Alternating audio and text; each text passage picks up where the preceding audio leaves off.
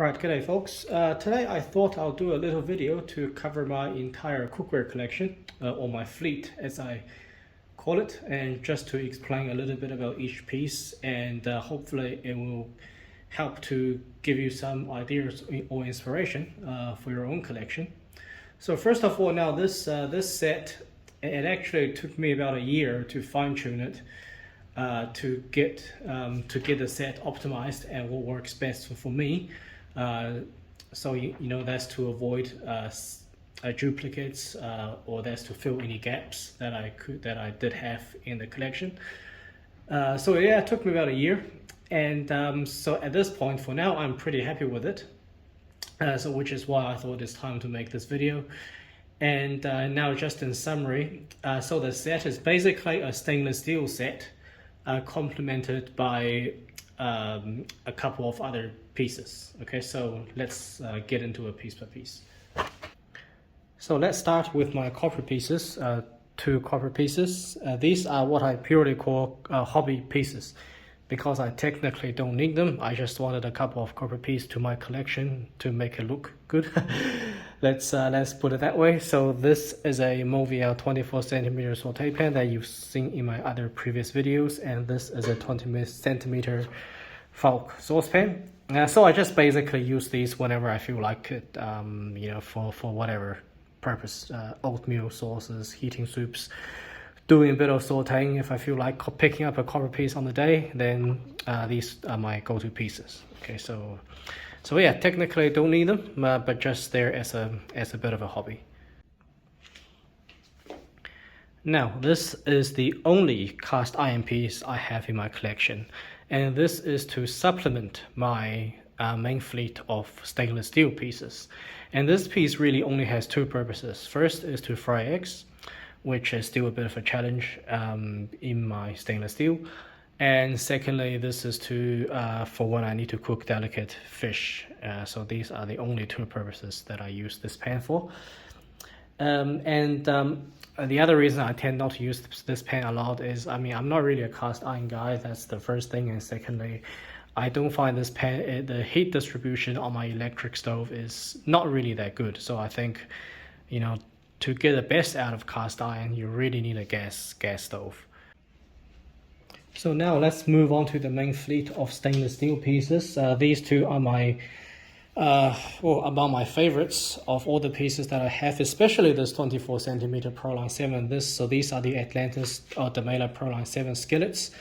So they are extremely heavy and extremely thick, as you can see. Now, I don't think you're gonna find another skillet, stainless steel skillet, that's as thick as these two on the market at 4.8, almost 5 millimeters.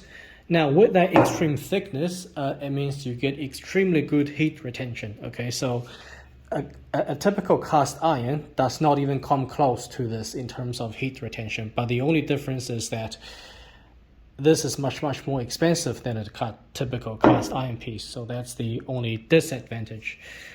Now, I really enjoy using these pieces for sauteing and shallow frying. The sound they make, that sizzling sound they make, is really satisfying, and it just again shows you how much heat these pans are able to retain. Now, which one I use depending on, obviously depends on if it's a big batch of food, if it's a small batch of food. But I would say that just be a bit mindful when you buy these pans, because they look, or they are bigger than the dimensions that are written on paper. So this one, they call it a 24cm model, but the diameter from edge to edge is actually about 26. And this one, they call it the 28, but it's actually almost as big as a 30cm model from a lot of other manufacturers. Okay, so these two pans are bigger than real life than what's written on the specifications.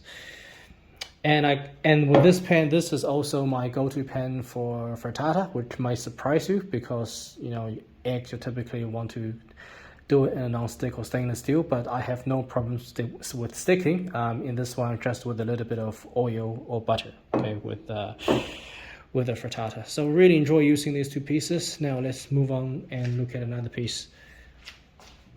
Actually, let's look at two pieces at once, because the construction of these two pieces are exactly the same. So this is a Demeyere Atlantis 5.2 liter 24cm casserole. And this is also an Atlantis 20 centimeter 3 liter saucepan, let's call it. So again, really enjoy using these two pieces. The bottom of these two pieces is a 2mm copper disc sandwiched in silver with 3 additional layers of stainless steel alloy, so that makes a total thickness of 3.8 millimeters.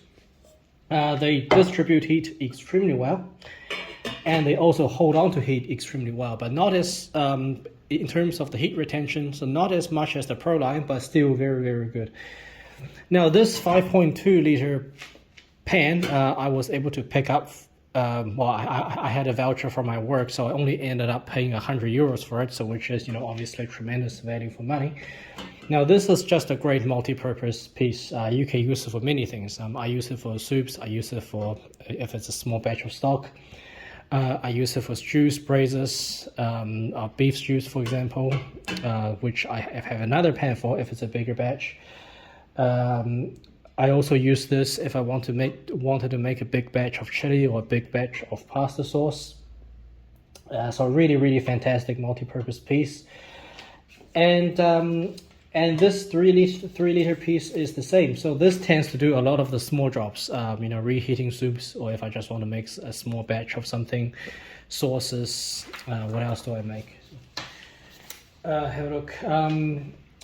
Yeah, so this one is not really doing anything that's too complicated. So mainly something small, like I said, soups, and also breakfast for oatmeal.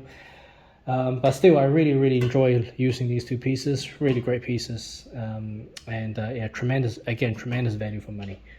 Okay, a couple more pieces to go. This is a 24 centimeter 8 liter Stockpot from the Demeyere Apollo range. And like I said in a couple of my other videos, this is one of the best value for money Stockpot you can buy.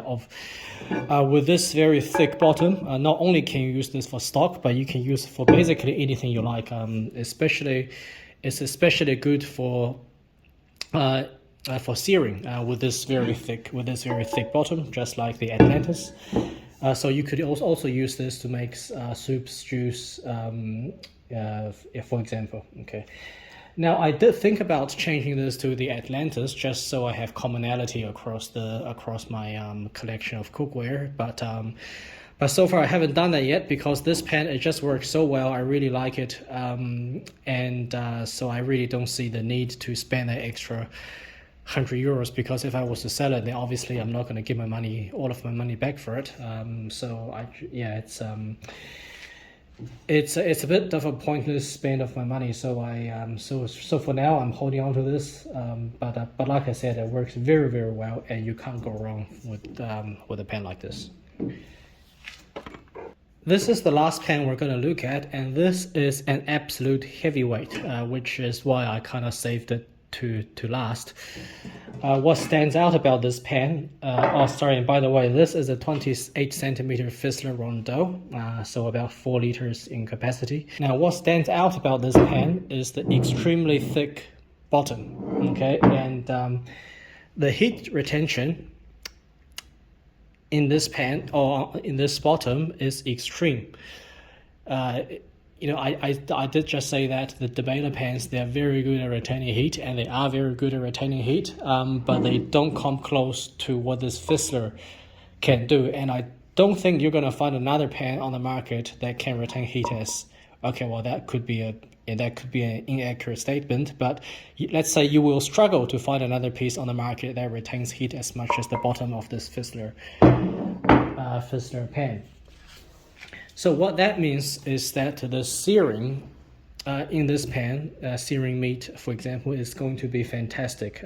So this is the pan that I use when I want to do a bigger batch of stew. When I make coq au vin, so that's chicken braised in red wine, I can easily fill this pan with chicken pieces, and it can maintain the temperature without a big temperature drop. But of course, you can use it for many other things as well. I sometimes even use this to saute vegetables if it's a slightly bigger batch. So this is like a really good heavyweight. Really happy to have this in my collection. Yeah, I can't say enough good things about this pan. If you look at my previous video, I did a previous video on this if you want a little bit more information on this pan.